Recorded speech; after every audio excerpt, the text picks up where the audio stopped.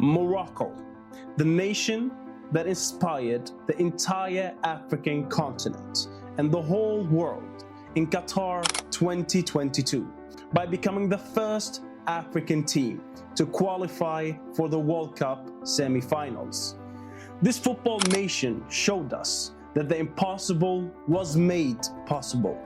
A mix of homegrown players and a group of players from the Moroccan diaspora in Europe found their way back home and their identity, uniting and making their nation, their families, and first and foremost, their mothers proud. Welcome to World Cup Chronicles, and today we're talking about Morocco, a nation where football isn't just a sport.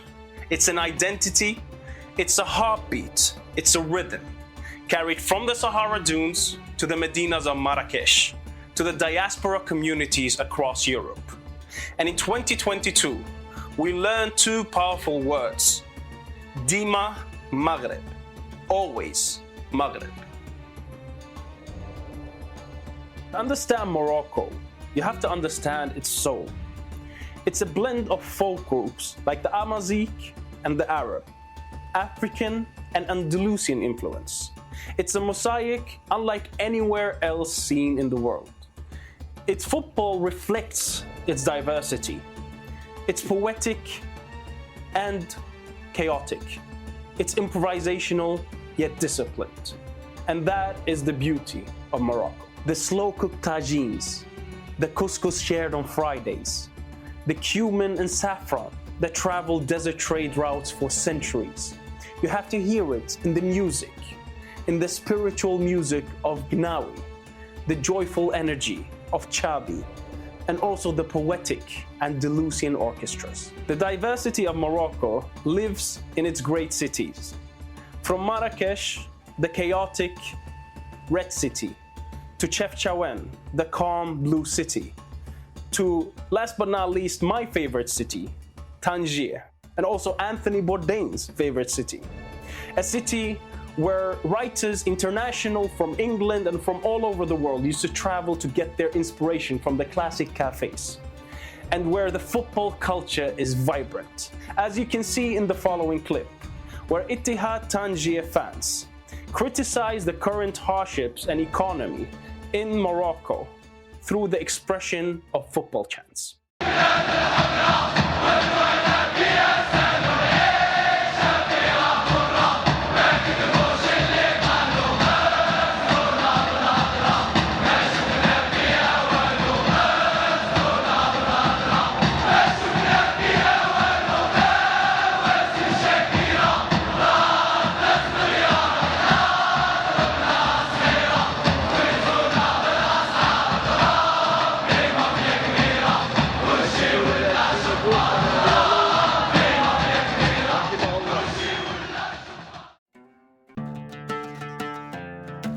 Moroccan football history stretches back 70 years.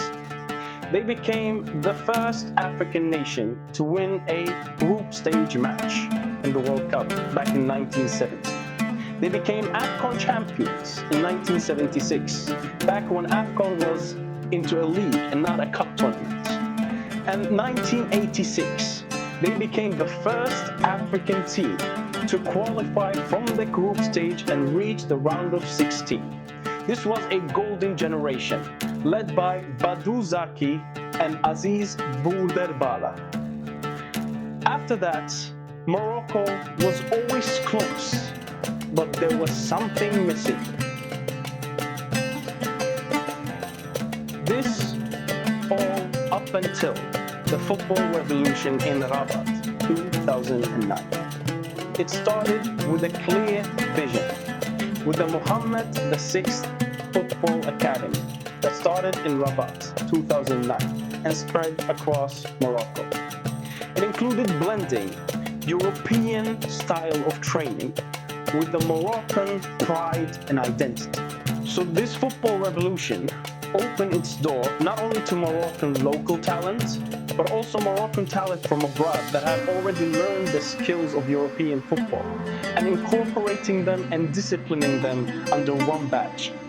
This academy developed talents like Azzeddin Onahi, Youssef El-Nasri, Nayef Agher, to name a few, that went on to become Moroccan World Cup heroes, while the national team incorporated talents abroad, like Achraf Hakimi, born and raised in Spain, Sofiane Amrabat, born and raised in Netherlands, Hakim Ziyech, born and raised in Netherlands, and then you also have Mazraoui, born and raised in Netherlands, an Ajax Academy player, and you also have Bono, born in Canada, raised in Morocco.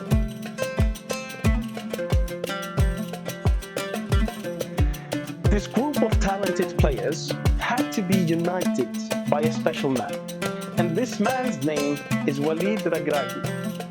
3 months, that's all the time he had before he was appointed before the World Cup. And many doubted him.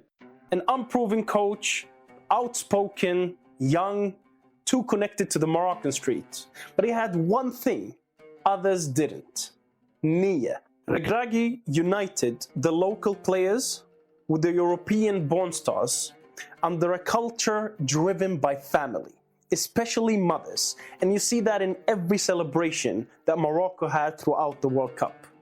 He had belief not only in tactics, but in identity. He brought home important players like Hakim Ziyech to the national team. And he was a great motivator. He said, "We are the Rocky Balboa of the World Cup," because Morocco was simply not supposed to compete in this World Cup, but they simply refused to lose. The World Cup 2022 in Qatar, with very quiet confidence, but there was very little expectation from the rest of the world, because they were drawn into a group composed of the former World Cup finalist, Croatia, and one of the World Cup favorites in Belgium. And so many saw this Moroccan national team as an outsider. This Moroccan national team, also they called Atlas Lions, refused to be intimidated. They defended together, they stood firm, and they drew 0-0 against Croatia. They then would go on to perform a miracle. They beat Belgium, one of the tournament's favorites, 2-0 with 2 goals in the last 20 minutes. And then they would go on to beat Canada and top the group and reach the knockout stages for the first time since 1986. Next challenge would be huge. The massively tipped favorites, Spain, led by the likes of Luis Enrique, the manager, and Pedri, the superstar. For 120 minutes, this Moroccan national team absorbed pressure with discipline and heart to finally reach the penalty shootout, where Yassine Bono would become a Moroccan national hero, and where Achraf Hakimi steps up at the last penalty and chips it over the goalkeeper, keeping the Moroccan dream alive. It's the star-studded Portugal, led by none other than Cristiano Ronaldo himself, who at the time was unfortunately benched. A single header from El Nasri, a product of years of hard work and a product of the Mohammed VI Football Academy, would take Morocco to become the first African nation and the first Arab nation to reach the World Cup semi-final. With a 2-0 loss to France in the World Cup semi-final, the run that Morocco had meant more than any trophy. It united an entire continent. It united people across cultures. It made a point about belief, sacrifice, and unity. And the 22 World Cup run by Morocco will be remembered for generations. In the USA, they enter the world stage once again to show us what the word Nia means once again. And who knows, maybe this time they go all the way. Dima Maghrib, always Maghrib.